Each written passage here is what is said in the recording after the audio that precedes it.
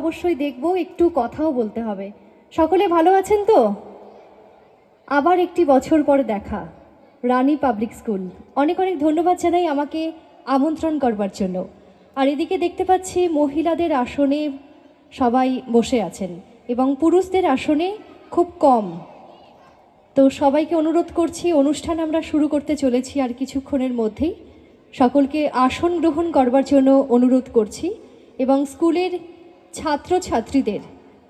ছাত্রছাত্রীদের অনুরোধ করছি, তোমরা সবাই চুপ করে বসো নিজের নিজের স্থানে এবং তোমাদের ম্যাডাম স্যারদের কথা শোনো।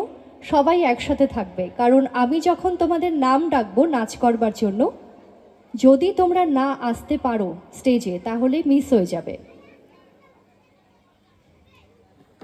এই যে স্কুল, আমরা জানি, সকলেই জানি 2017 সাল থেকে আবার ফুল ফুটতে শুরু করেছে এই স্কুলের বাগানে।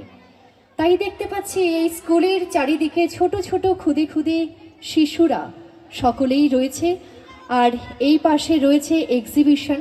আপনারা থাকি তাদের পড়াশুনো, টিউশন, ক্লাস, প্রতিদিন একটা রেগুলার ক্লাস যেমন হয় তার থেকে বেরিয়ে একটু এন্টারটেনমেন্টের জন্য তাদের নাচ গান অবশ্যই দরকার। হয়তো অনেকে ভাবছেন সামনে পরীক্ষা, নাচ গানের আবার কি দরকার, ক্লাসের ক্ষতি হয়ে যাবে।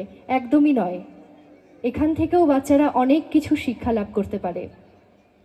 যেমনভাবে একটা বই থেকে শিক্ষা লাভ করা যায়, ঠিক তার থেকেও বেশি শিক্ষা লাভ করা যায় মঞ্চ থেকে। আর একটি রিকোয়েস্ট আছে আপনাদের প্রতি, আপনাদের বাচ্চাদের অনুষ্ঠান যখন শেষ হয়ে যাবে তখন বাড়ি যাবেন না, কারণ আপনার বাচ্চার হয়তো এখানে নাচ আছে, তারপরে যখন সে কোনো গান শুনবে বা যখন কোনো বক্তব্য শুনবে, সেখান থেকেও কিন্তু সে কোনো শিক্ষা লাভ করতে পারবে। সেই জন্যই বলছি, আপনারা কেউ বাড়ি যাবেন না, আপনার বাচ্চাদের অনুষ্ঠান হয়ে যাবার পরে বাড়ি যাবেন না, তাদেরকে আরও শিখতে দিন। তো যাই হোক, আজকের আমি অনুষ্ঠান সূচি আর